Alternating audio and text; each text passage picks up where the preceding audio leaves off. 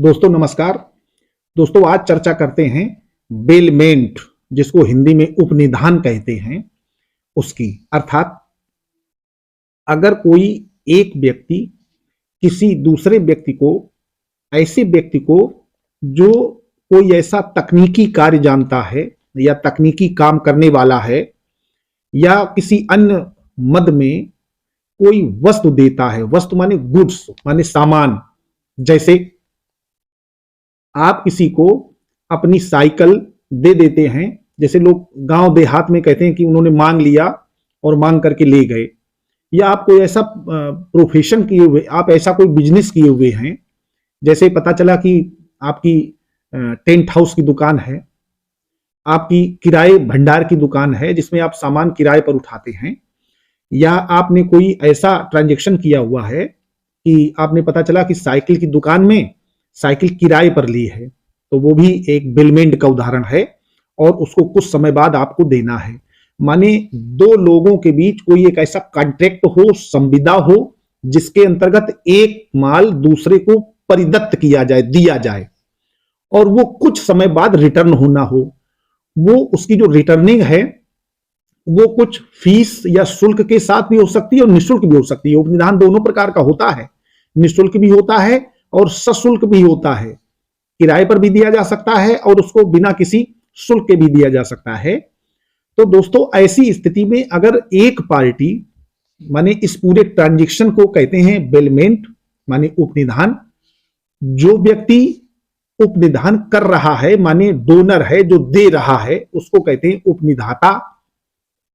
और जिसके पक्ष में किया जा रहा है, जिसको वो सामान या माल दिया जा रहा है, वो होता उपनिहिती माने बेली, और जो दे रहा है वो बेलर होता है। दोस्तों कॉन्ट्रैक्ट एक्ट में सेक्शन 148 से बेलमेंट का प्रोविजन दिया हुआ है, 148 से 181 तक। दोस्तों ये इसलिए आज चर्चा कर रहा हूं, बहुत सारे लोग हैं जो सामान एक दूसरे को देते हैं, वस्तुएं गुड्स एक दूसरे को देते हैं, और बाद में जहां बदनीयती से वो सामान वापस नहीं किया जाता, तो उसमें दोनों लोगों को बहुत सारे अधिकार हैं।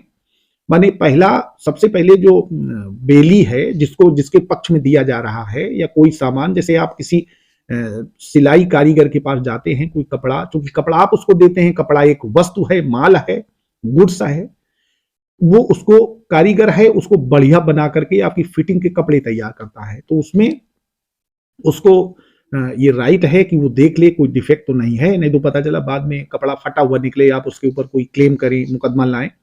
तो ऐसी स्थिति में केवल ये जानना आवश्यक है कि कौन कौन से ट्रांजैक्शन हैं जो बेलमेंट के अंतर्गत आते हैं। आपसे किसी व्यक्ति ने कोई सामान लिया है और एज ए संविदा लिया है, तो उस सामान की अगर कोई उससे टूट फूट हो जाती है तो उसको सही करा करके देने की जिम्मेदारी भी उसी की है। और अगर आपका वो सामान बढ़ जाता है, जैसे कभी आपने कोई ऐसा सामान दिया, जैसे कोई गाय है या भैंसा है या और भी कोई ऐसी वस्तु हो सकती है, वो किसी को दिया है और वो जब आपको रिटर्न हो रही है तब उसमें कुछ एक्स्ट्रा हो गया, जैसे भैंस है, वो बच्चा उसने दे दिया है तो बच्चा एक्स्ट्रा है, तो वो भी रिटर्न करने की जिम्मेदारी उसकी है। ऐसा नहीं है कि केवल उसने भैंस दी थी, आपसे ली थी और बाद में वो भैंस ही रिटर्न कर दे। तो दोस्तों ये हमने केवल इसलिए चर्चा की है कि दैनिक जीवन में बेलमेंट से संबंधित, बेलमेंट के अंतर्गत कई ऐसे ट्रांजैक्शन होते हैं जिससे लोगों को समस्या उत्पन्न होती है और वो बातें सामने आती हैं।